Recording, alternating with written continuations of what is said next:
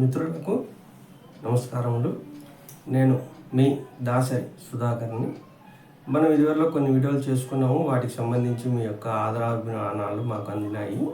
ఇప్పుడు ముఖ్యంగా మనము ఈ యొక్క వీడియో చేసుకోవడానికి కారణము ప్రధానమైనది ఏమంటే, ఈ 2.0 సిస్టమ్ని ఇంప్లిమెంటేషన్ చేసిన తర్వాత ప్రభుత్వం వారు తీసుకునేటువంటి నూతన విధానాలలో భాగంగా మన వృత్తిలో ఉన్నటువంటి వారు చాలా ఇబ్బందులు పడుతున్నట్లుగాను, ఈ వృత్తిలో ఉన్నటువంటి వారికి అవగాహన లేనందువల్ల చాలా ఇబ్బందులు పడుతున్నట్లుగాను మనకు సమాచారం అందింది. ముఖ్యంగా మనం ఏం చేస్తున్నాము అంటే, ఇదివరలో ఉన్నటువంటి పరిస్థితులన్నిటినీ బేరీజు వేసుకుంటూ ఇప్పుడు టెక్నాలజీ పెరిగిన దాన్ని ఆధారంగా చేసుకొని మనం ఏదైనా కానీ ముందుకు వెళ్ళాలి. కానీ ఇంకా పాతకాలంలోనే ఉండాలని, ఇంకా పాతకాలం యొక్క పద్ధతుల్ని పాటించాలని కానీ ఒక వృత్తిలో ఉన్నటువంటి మనము అలా ఆలోచించడం ఎంతవరకు కరెక్ట్ అన్నదే ఇప్పుడున్నటువంటి ప్రధాన సమస్య. ముఖ్యంగా ఈ 2.0 సిస్టమ్ని ప్రభుత్వం వారు ఇంప్లిమెంటేషన్ చేసిన తర్వాత రోజుకొక కొత్త ఆలోచన విధానాలను ప్రభుత్వం వారు ప్రవేశపెడుతూనే ఉన్నారు. అందులో భాగంగా ఒక చిన్న ఉదాహరణగా మనం తీసుకున్నట్లయితే, CLDDకి తీసుకున్నట్లయితే, మనము డేటా ఎంట్రీ చేసేటప్పుడు PDEలో ఒక సందర్భంలో మనకు ఈ కన్సల్టేషన్ అమౌంట్ అనేది ఏ విధంగా చెల్లిస్తున్నారు, క్యాష్ రూపంలో చెల్లిస్తున్నారా, చెక్ ద్వారా చెల్లిస్తున్నారా, DD ద్వారా చెల్లిస్తున్నారా, ఆన్లైన్ ట్రాన్స్ఫర్ ద్వారా చెల్లిస్తున్నారా అనేది అడుగుతూ ఉంది. ఒకరోజు ఇలాంటి సిస్టమ్ని మనకు డిస్ప్లే అవుతుంది. ఒక్కొక్క రోజు అస్సలు కానే కాదు, మామూలుగా కన్సల్టేషన్ అమౌంట్ కొట్టి ముందుకెళ్ళేకి అవకాశాలు ఉన్నాయి. అంటే ప్రభుత్వం నూతనంగా ప్రవేశపెడుతున్నటువంటి విధానాలను ఒక అవగాహన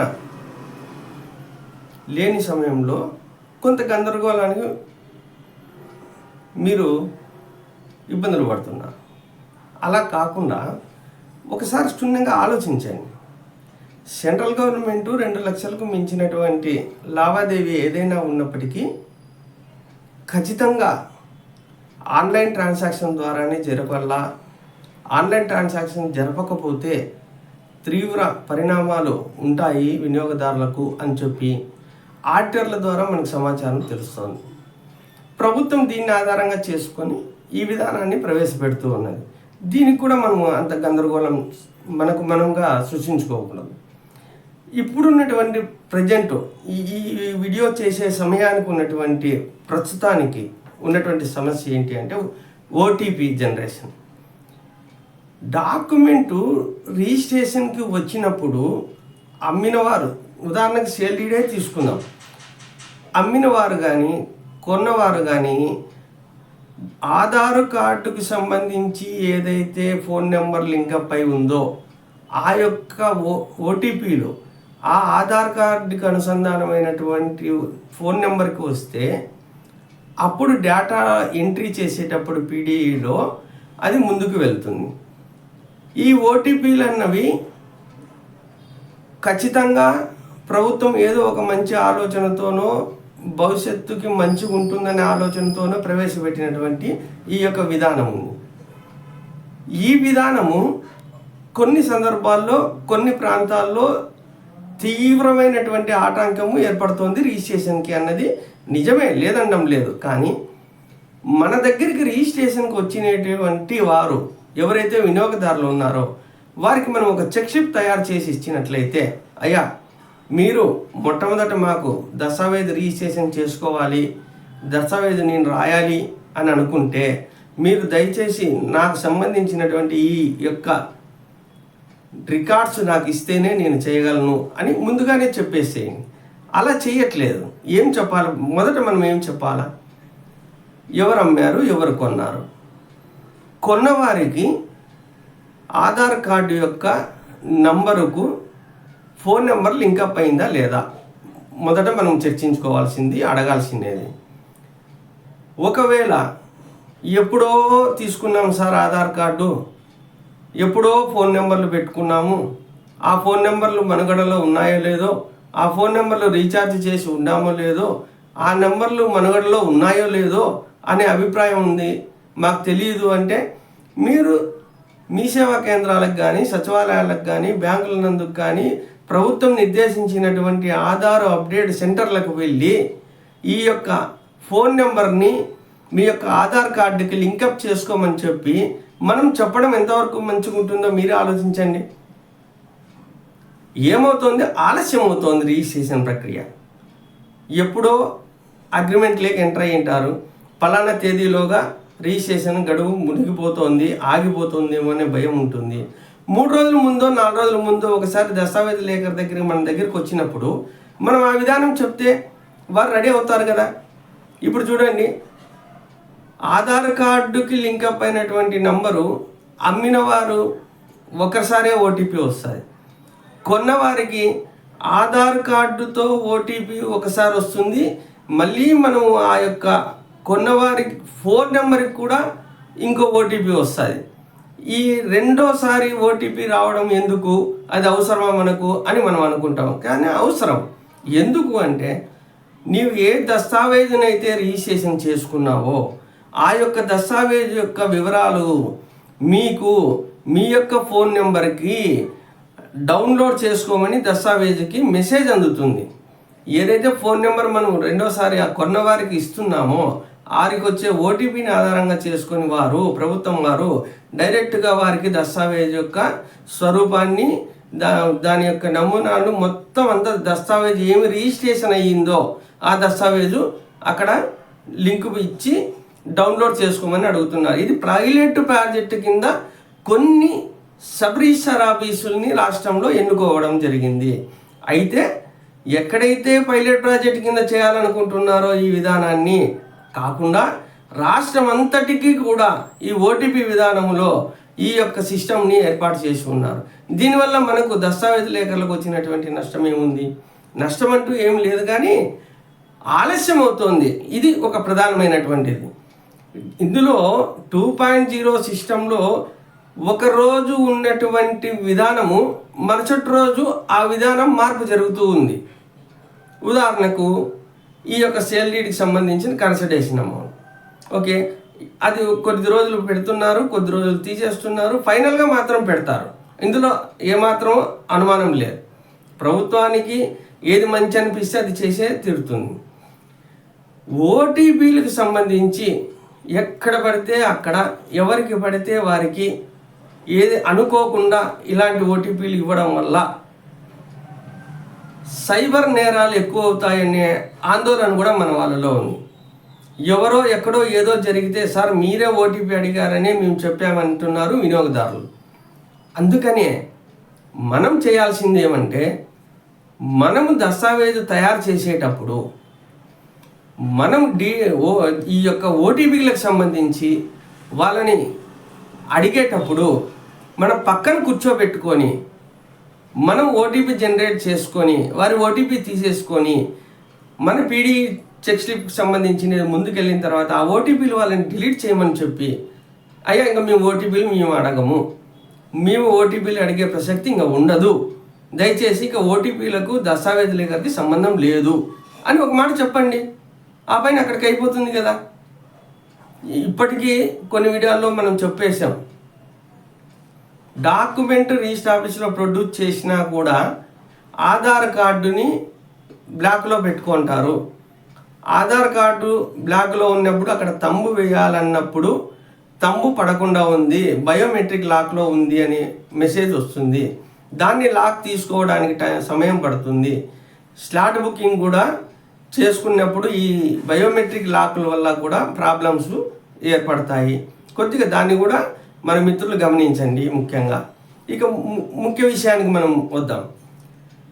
ప్రభుత్వం మార్పులు చేస్తున్నటువంటి ఈ యొక్క మార్పులను రాత్రికి రాత్రి మార్పు చేస్తే ఉదయానికి అది తెలియట్లేదు. సార్ దస్తావేజు మనం రాసుకుంటున్నాం కదా, సచివాలయం ఏ సచివాలయంలో ఉంది, ఏ మీ సేవలో ఉంది, ఏ ఎలక్షన్ వార్డుకు సంబంధించిండేది ఇది అనేది అడుగుతోంది. అవన్నీ మాకెట్లా తెలుస్తాయి సార్, వృత్తిలో ఉన్నటువంటి వాళ్ళకు, దస్తావేజులే గారికి అవన్నీ ఏం తెలుస్తాయి అని అంటారు.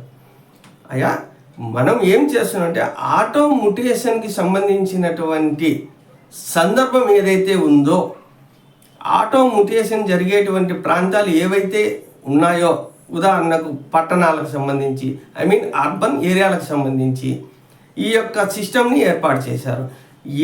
ఏం జరుగుతుంది అంటే, మనము ఉదాహరణకు నేను నివసించేటువంటి అనంతపురం సిటీనే దృష్టిలో పెట్టుకున్నట్లయితే, అనంతపురంలోనూ అందరికీ తెలిసినటువంటి ప్రాంతమైనటువంటి కమలానగర్ అనేది ఒక నగర్ ఉంది. ఆ కమలానగర్లో ఏదైనా ఒక హౌస్ రిజిస్ట్రేషన్ నిమిత్తము బదలాయింపు జరిగితే కొన్నవారికి ఓటీపీలు, అమ్మిన వారికి ఓటీపీలు వచ్చి డేటా ఎంట్రీ సిస్టమ్ ముందుకు వెళ్ళేటప్పుడు ఆ యొక్క డోర్ నెంబర్ తీసుకుంటున్న తర్వాత ఏ వార్డు సచివాలయంకి వస్తుంది అని అడుగుతుంది. అప్పుడు నేను కమలానగర్ అన్నది డిస్ప్లే అవుతుంది కనుక కమలానగర్ సచివాలయం అని డిస్ప్లే ఓకే చేసిన వెంటనే అది ఏ ఎలక్షన్ వార్డుకు సంబంధించింది అనేది, ఏ వార్డు ఎలక్షన్ అనేది ఆటోమేటిక్గా జనరేట్ అయిపోతుంది. ఇక దాంతో మనకు పని లేదు. ఇలాంటప్పుడు మనము ఆ యొక్క రిజిస్ట్రేషన్ అయిన తర్వాత ఇదివరలో మనం చెప్పుకున్నట్లుగా ఏదైతే కొన్నవారి యొక్క ఫోన్ నెంబర్కి ఓటీపీల ద్వారా ముందుకు వెళ్తున్నామో ఆ యొక్క ఫోన్ నెంబర్కి డాక్యుమెంట్ స్కాన్ అయినట్టుగాను, రిజిస్ట్రేషన్ ప్రక్రియ పూర్తి అయినట్టుగాను, మనం పీడీఏ చేసేటప్పుడు జనరేట్ అయినటువంటి ఐడి నెంబర్ని ఆధారంగా చేసుకొని వాళ్ళకి మెసేజ్ వెళ్తుంది. ఆ వెళ్ళిన మెసేజ్కి ఆధారంగా చేసుకొని మనం ఏ వార్డు అయితే సెలెక్ట్ చేసుకున్నామో, ఏ వార్డు అయితే మనం అక్కడ సచివాలయానికి సంబంధించి తీసుకున్నామో, ఎలక్షన్ వార్డుకి సంబంధించి ఆటోమేటిక్గా మనకు డిస్ప్లే అవుతున్నదో, వారు ఈ ఫోన్ నెంబర్కి ఫోన్ చేస్తున్నారు. అయ్యా, మీది డాక్యుమెంట్ రిజిస్ట్రేషన్ అయ్యింది, స్కానింగ్ అయ్యింది, మీ యొక్క మ్యుటేషన్ కూడా కంప్లీట్ అయినది. సచివాలయ వ్యవస్థలో ఉన్నటువంటి వారు ఫోన్ చేస్తున్నారు. ఎవరికి ఫోన్ చేస్తున్నారు? మనం సేల్డీని ఉదాహరణగా తీసుకుంటున్నాం కనుక సేల్డీడు ఎవరైతే కొన్నారో ప్రాపర్టీని వారికి ఫోన్ నెంబర్ ద్వారా ఎలాగైతే ఓటీపీ కొట్టి మనం ముందుకెళ్తున్నామో ఆ ఫోన్ నెంబరు డిస్ప్లే, ఆ ఫోన్ నెంబర్కి సంబంధించిన వారికి మాత్రమే ఇలాంటి సమాచారం వస్తుంది. మరి మిత్రులారా, ఇప్పుడు అర్థమైందా? ఆటోమేషన్ సిస్టమ్ పెట్టినందువల్లనే ఈ యొక్క సచివాలయ వార్డులకు సంబంధించినటువంటిది మనం సెలెక్ట్ చేసుకోవాలనే ఒక ఆలోచన ప్రభుత్వం వారిది. కొన్ని సందర్భాల్లో ఏమాత్రం అవగాహన లేనటువంటి వారు, ఇప్పుడు నా అనంతపురంకి సంబంధించిన వ్యవహారం అయితే, కమలానగర్ వ్యవహారం అయితే, కమలానగర్లో ఉన్నటువంటి ప్రాపర్టీ అవగాహన లేకుండా పీడీ చేసేటువంటి వారు, దస్తావేజం తయారు చేసేటువంటి వారు రామనగర్ అని తీసుకున్నాం అనుకోండి. ఉదాహరణ, కమలానగర్లో ఉన్నటువంటి ప్రాపర్టీని రామ్నగర్ అని మనం అక్కడ సెలెక్ట్ చేసుకున్నాం అనుకోండి. రామ్నగర్కి సంబంధించినటువంటి వారు ఫోన్ చేస్తున్నారు, ఇలా జరుగుతోంది, ఇలా జరిగింది మీరంటే ఇతను కొన్నవారు అవాక్ అయిపోతున్నారు. ఏమని? నేను రామ్నగర్లో ఎక్కడ కొన్నా, నేను కొన్ని కమలానగర్లో కదా అని. సో ఇలాంటి సమస్యలు ఉత్పన్నమవుతున్నాయి. మిత్రులారా, ఈ వీడియో చేయడానికి ప్రధానమైనటువంటి ఉద్దేశం ఏంటంటే, మనలో ఉన్నటువంటి తెలియని ఆందోళనను చెరిపేసుకుందామని ఒక ఆలోచనతోనే చేస్తున్నాం. మీరు ముఖ్యంగా ఈ వృత్తిలో ఉన్నటువంటి వారు, అవగాహన ఉన్నవారు, పెద్దలు, మిత్రులు లేనిపోని అపోహాలు సృష్టించడానికి మన యొక్క వాట్సాప్ గ్రూపుల్ని, టెలిగ్రామ్ గ్రూపుల్ని ఉపయోగించుకోకండి. ఇలా జరిగింది, ఈ సమస్య ఇలా వచ్చింది, ఈ సమస్యకు పరిష్కారం ఏమైనా ఉంటే తెలియచేయండి అని అడగడం మంచిగా ఉంటుంది. అది అలా రాయట్లేదు వాట్సాప్ గ్రూపుల్లో కానీ, టెలిగ్రామ్ గ్రూపుల్లో కానీ. మన కూడా కొన్ని సందర్భాల్లో ఒక విధానాన్ని ప్రభుత్వం ఏర్పాటు చేసింది అంటే, కొన్ని సందర్భాల్లో మనకు తెలియనితనం వల్ల మనకు ఉన్న ఇబ్బందుల్ని 10 మందితో షేర్ చేసుకునేది కూడా మంచిదే, లేదనడం లేదు. కానీ భయభ్రాంతుల్ని సృష్టించుకోవడం మాత్రం ఎంతవరకు కరెక్ట్? మనకు నాకు ఈ సమస్య వచ్చింది, ఈ సమస్యకి దయచేసి ఎవరైనా పరిష్కారం చూపండి అని చూపుదాం. లేదంటే మరుసటి రోజుకి పోస్ట్పోన్ చేసుకుందాం. మరుసటి రోజు పోస్ట్పోన్ చేసుకుంటే ఎలా సార్? సింగపూర్ నుంచి వచ్చారు, అమెరికా నుంచి వచ్చారు, రష్యా నుంచి వచ్చారు, ఈ సాయంత్రానికి వెళ్ళిపోవాలి సార్ వాళ్ళు, లేకపోతే రిజిస్ట్రేషన్లు ఆగిపోతున్నాయి సార్. ప్రభుత్వము వచ్చే ఆదాయాన్ని పోగొట్టుకోవడానికి మన డిపార్ట్మెంట్ ఉందా? కాదు కదా. ఏదో కొంత ఇంప్లిమెంటేషన్ చేసేటప్పుడు కొన్ని చిన్న చిన్న ఇబ్బందులు ఏర్పడుతున్నప్పుడు మనం గందరగోళ పడకూడదు, గందరగోళాన్ని మనం సృష్టించుకోకూడదు. మీకు మిత్రులారా ఇంకా చాలా ఉన్నాయి చెప్పాల్సినవి, లెంత్ ఎక్కువ అవుతున్నందువల్ల తర్వాత వీడియో చేసుకున్నాం కనుక ఇంకో వీడియోతో మీకు మ్యుటేషన్ గురించి ఏంటి, ఎలాంటి పరిస్థితులు ఏర్పడుతున్నాయి అనేది, వాటిలో ఉన్నటువంటి సాధక బాధకులు ఎలా ఉన్నాయి అనేది కూడా మనం చర్చించుకుందాం. తదుపరి వీడియో కోసం మనం వేచి ఉందాం. ఇట్లు మీ దాసరి సుధాకర్. నమస్కారం. జై హింద్.